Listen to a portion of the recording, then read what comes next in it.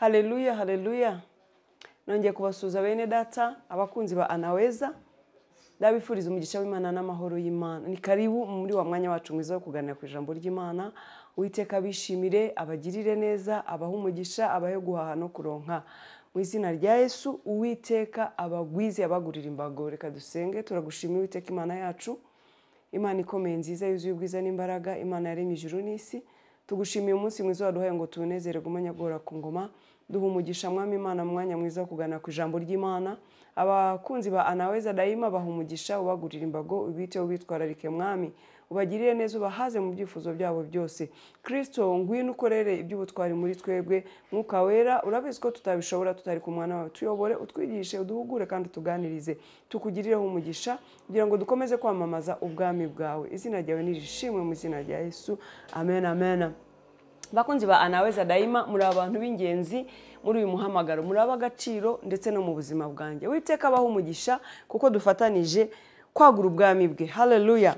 Umunsi rero tugiye kuganira ku ijambo ry'Imana. Ijambo ry'Imana mwene data jya urikunda. Ijambo ry'Imana ni umugisha, ijambo ry'Imana ni ubuzima, ijambo ry'Imana ririmo byose. Haleluya. Jya ukunda ijambo ry'Imana, urikumbure, urinyoterwe, urishakishe. Yesu abaho umugisha. Uyu munsi tugiye kuganira ku ijambo ry'Imana rivuga ngo Yesu ni umunyampuhwe. Haleluya. Burya Yesu ni umunyampuhwe. Akugirira impuhwe, aragukunda, akwitaho. Ni nayo mpamvu yagucunguje amaraso y'igiciro. Yatugiriye impuhwe twese, adukuruza neza, aratwiyegereza. Rero ni umunyampuhwe mwene data, ntukagire wenda ngo ibyo ucamo bigoye, bikuruhije ntabwo abizi. Arakubabaye, arakubabarira, akwitaho, arakwitwararika kandi umugambi we ni mwiza ku buzima bwawe. Yesu ni umunyampuhwe. Birashoboka ko wabuze abakugirira impuhwe, birashoboka ko wabuze abakwitaho, birashoboka ko ntawe uguhumuriza, ntawe ukubabaye, ariko uyu munsi naje kukwibutsa yuko Yesu ari umunyampuhwe kandi ibyo yibwira kuri wowe ari byiza. Ntabwo azagusiga, ntabwo azakureka, ahubwo ineza ye iri ku buzima bwawe. Haleluya. Reka dusome ijambo ry'Imana rero mu gitabo hano cya Luka, guhera ku bice byaho 7. Turasoma mu bice byaho 7 guhera ku murongo wa 11. Umutwe w'amagambo uravuga ngo azura umwana w'umupfakazi. Turahera ku murongo waho wa 11 tugeze ku wa 17. Ngo bukeye ajya mu mudugudu witwa Nayini, abigishwa be n'abantu benshi bajyana nawe. Ageze hafi y'irembo ry'umudugudu ahura n'abikoreye ikiriba. Uwari wapfuye yari umwana w'ikinege kandi nyina yari umupfakazi. Abantu benshi bo muri uwo mudugudu bari bamuherekeje. Umwami Yesu amubonye amugirira imbabazi, aramubwira ati wirira. Yegera ikiriba gikoraho, abakikoreye barahagarara. Ati muhungu ndagutegetse byuka. Uwari upfuye arabaduka atangira kuvuga. Yesu amusubiza nyina. Bose baterwa n'ubwoba bahimbaza Imana bati umuhanuzi ukomeye abonetse muri twe. Kandi bati Imana igendereye ubwoko bwayo. Haleluya. Iyo nkuru y'ibyo yakoze yamamara i Yudaya hose no mu gihugu cyose gihereranye naho. Haleluya, haleluya. Turabona ko Yesu yari kumwe n'abigishwa be bajya muri uyu mudugudu twabonye ngo witwa Uwinayini. Yesu ashimwe cyane. Haleluya. Noneho ngo bahura n'abantu bikoreye umurambo w'umuhungu wari umwana w'ikinege. Nyina yari umupfakazi afite umwana umwe w'ikinege. Nawe wibaza umupfakazi ufite umwana umwe w'ikinege, ibyiringiro bye byose biri muri uwo mwana. Nta mugabo afite, ari wenyine n'umuhungu we. Barisunganye, barafatanya ubuzima. Umuhungu we nawe arapfa. Yesu ashimwe cyane. Nawe urabyumva uburyo ki uwo mugore yababaye.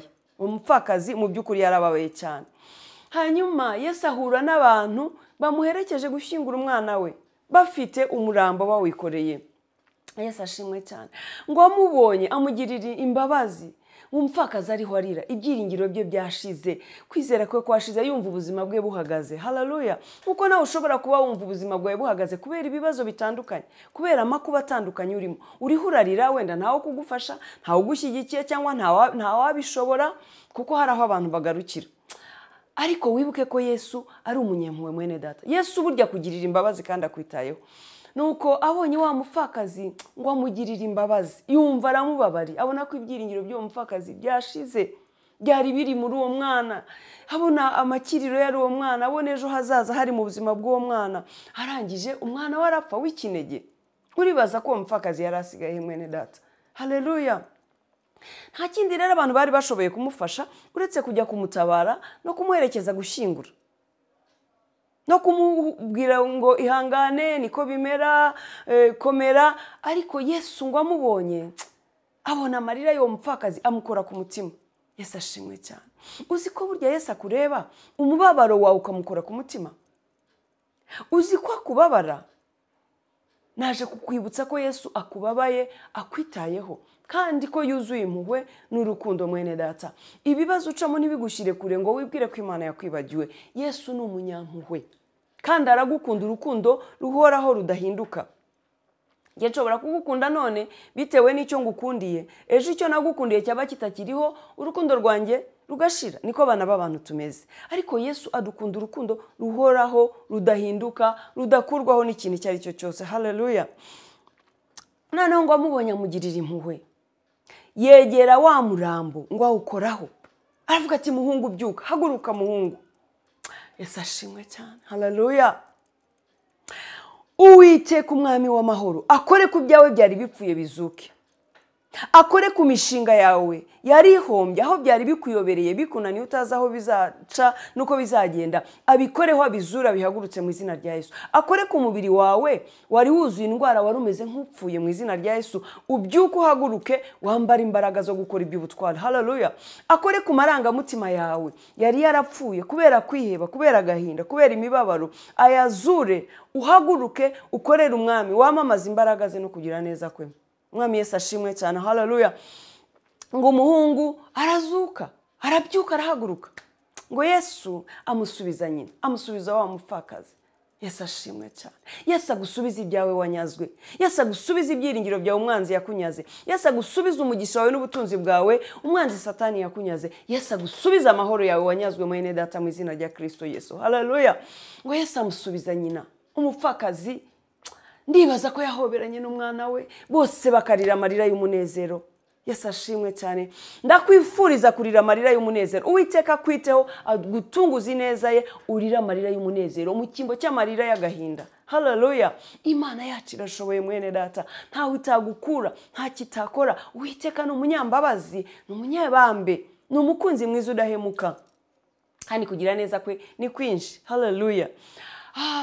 Ngo abari bamukikije, abari baherekeje wa mupfakazi gushyingura umwana we, baratangara baravuga bati umuhanuzi arabonetse muri twebwe, Imana igendereye ubwoko bwayo.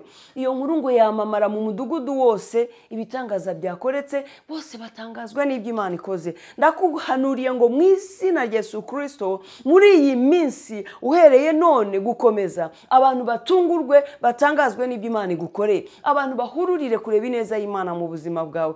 Uwiteka gutunguze imirimo n'ibitangaza, abantu bavuze impundu ku byo Imana igiye kugukorera cyangwa ku byo Imana igukoreye mu izina rya Kristo Yesu. Erega Imana ni nyembaraga, umwami wacu arashoboye. Yesu umwami wadupfiriye agatanga amaraso ye ku bwacu, niki kindi tuzamuburana bene data? Umwami Imana kurebe neza, kwishimiye, akugirire neza, aguhaza uburame n'umugisha mu izina rya Kristo Yesu. Umupfakazi arasubirana anezerwa, araseka, iminkanya rivaho, agahinda kari kamwishe, umutima urasubira uracya, arishima, arasubira, ubuzima bugenda neza. Umwami Imana agukiza agahinda, aguhe mu maso hakeye, wongere uke, wongere useke, wongere wishime, wongere usohokere mu mbyino z'abanezerewe kubwo iby'Imana igiye kugukorera mu izina rya Yesu. Ihembura ibyawe byapfuye, ukuboko kwayo kwiza kukurengere kandi kugutunganiriza ibidatunganya imbere yawe mu izina rya Kristo Yesu. Gira umwete wo gusoma ijambo ry'Imana no kurikurikirana. Umwami Imana azakugirira neza. Iri jambo rikubera umutsima w'ubugingo, urisengeremo, wihanurire. Yawiga kwihanurira ibyiza. Uvuga uti sinzapfa nzarama, ntabwo nzahorana agahinda, ndi umunyamunezero, ndi umunyamahirwe kuko Imana iri mu ruhande rwanjye, ari Imana nziza. Ya wiyaturiraho ibyiza, wiyatureho umugisha, wiyatureho kunesha, wiyatureho ubutsinzi. Amagambo, burya amagambo twatura afite imbaraga mu buzima bwacu. Haleluya. Amagambo twatura afite imbaraga mu buzima bwacu n'ay'agaciro mwene data. Yawiyaturaho ineza y'Imana, yawiyaturaho kunesha, yawiyaturaho gukora iby'ubutwari, yawiyaturaho kuri umunyembaraga. Ayo magambo azaba mu mutwe wawe, akomerere mu mutwe wawe no mu mutima wawe. Ujye uyatekereza ku manywa na nijoro, uzasanga utangiye gusa n'ibyo wiyaturaho, kuko Imana iba inyuma y'ijambo ryayo kandi turakanwa kuwiteka. Haleluya. Umwami Imana abaha umugisha. Abakunzi ba Anaweza, utushishikarire gushaka Imana, izatugirira neza kundi ijambo ryayo. Nshuti yanjye, ahari kurira kwararira umuntu nijoro bwaki impundu zikavuga, ntabwo uzahorurira. Uyu mupfakazi yarazi ko ubuzima bwe burangiye. Hari ibibazo bikwereka ko ubuzima bwawe burangiye. Hari amajwi akubwira yuko utazongera kubyuka. Hari abanzi se bakugose bakubwira ngo turaje turebe ibyo uko bizagenda. Babwire yuko umwami wawe ashobora byose. Haleluya. Babwire yuko yikoreye imitwaro yawe yose kandi atazagusiga, atazakureka. Haleluya. Umwami Imana rero akwiteho, atwiteho twese abakunzi ba Anaweza Daima, aho turi hose mu bihugu byose. Ndazi ko iri jambo rijya rikurikirwa n'abantu bari mu bihugu byose. Iyi YouTube channel umwami Imana arimo kuyagurira, kwamamaza ubutumwa bwe kugera ku mpera zose z'isi. Nawe rero ujye wumva iri jambo rikubake, hanyuma ntibigarukiraho. Urifate uryohereze mwene data utaryumvise. Haba hari impamvu ari we waryumvise, haba hari impamvu umwami Imana yaguhaye ayo mahirwe. Ujye ubifata ko ari amahirwe kumva ijambo ry'Imana. Ujye urifata rero ukoresha amamega yawe uryoherereze mwene data, nawe rimwubake rimuhumurize. Dufatanye kubaka ubwami bw'Imana. Nta ukorera Imana ari umwe bene data. Ndabasabye ngo dufatanye kwagura ubwami bw'Imana. Dukoresha ubutunzi Imana yaduhaye tumwamamaze, kuko yatugiriye ubuntu, atari uko dutunganye cyane, ahubwo kubw'urukundo rwe rwinshi. Haleluya. Reka rero dufatanye kwamamaza ubwami bw'Imana. Iri jambo ntukaryihererane, jya uryoherereza mwene data, jya umukangurira kuryumva, jya ukora utarakora subscribe, kora subscribe ku rubuga kuri YouTube channel yacu Anaweza Daima, kugira ngo ushyigikire ubwami bw'Imana. Iyo niyo nkunga ngusabye, gukora subscribe, gufata ijambo ry'Imana ukarisharinga ku bandi, gushyira comments ku rubuga kuri channel yacu ya Anaweza, no kurayikinga ijambo ry'Imana. Ibyo byose ni inkunga ngusabye kugira ngo biteze ubwami bw'Imana imbere, kugira ngo uyu muhamagaro urusheho kwaguka, kugira ngo mbone imbaraga zituma nkomeza gukorera Imana. Uyu nkunga ngusabye ntabwo ikomeye mwene data, uretse ko naho yabikomeye wayitanga nk'ikiguzi kugira ngo twagure ubwami bw'Imana. Ese niki twamukorera ukurikije ibyo yadukoreye mwene data? Niki twakorera uyu mwami wacu ukurikije ibyo yadukoreye? Ese rero aguha umugisha, gira umwete n'umuhate wo gushyigikira umurimo w'Imana. Yaravuze ngo nituba mu bye naho azaba mu byacu. Haleluya. Nituba mu bye naho azaba mu byacu. Ngwino dufatanye tube mu bye naho azabe mu byacu. Haleluya. Mba nahagurutse, nasenze, Imana yampaye ijambo, niteguye mu buryo butandukanye. Nawe rero shyiraho urwo ruhare rwawe kugira ngo twamamaze kugira neza ku mwami. Dufatanye kandi tuzahabwa umugisha. Yesu ashimwe cyane. Nagira ngo mbwire ngo umuhati wacu ntabwo ari ubusa ku mwami. Hanyuma rero Uwiteka akwishimire kandi aguhoza amarira uko yaba ameze kose. Nta kibazo na kimwe umwami adashoboye, ntaho atagukura, nta naho atakugeza. Wibuke yuko yagukuruje neza akakwiyegereza, kandi ibyo yibwira kukugirira ni byiza si bibi. Nta n'ikizarogoye imigambi ye ku buzima bwawe. Uri uw'agaciro mu maso y'Imana. Haleluya. Reka ngusengere umwami Imana aguhe umugisha kandi abe inyuma y'iri jambo kugira ngo rikomereshe imirimo n'ibitangaza. Ndagushimiye mwami Imana yacu, mwami mwiza, uri wo kwizerwa, uri wo kwiringirwa. Vuza ijambo ryawe uko warikize ku mutima wanjye, nyaguhora ku ngoma. Imana ikomeye, Mwuka wera w'Imana, binyuma y'iri jambo urikomeze mu mitima y'abaryumvise bose. Uryumva uyu munsi uzaryumva ejo n'umwaka utaha n'imyaka yose izaza. Ijambo ryawe ntabwo risaza, rihora rifite imbaraga kandi rihora rikora imirimo n'ibitangaza. Reka buri muntu wese uzagira amahirwe yo guhura n'iri jambo, Mana azatabarwe mu byifuzo bye byose, azabona ineza yawe muri byose. Ukuboko kwawe kuzamurengere kandi kumugirire neza, kwifuza kwe kose kuzahazwe nawe mwami Imana.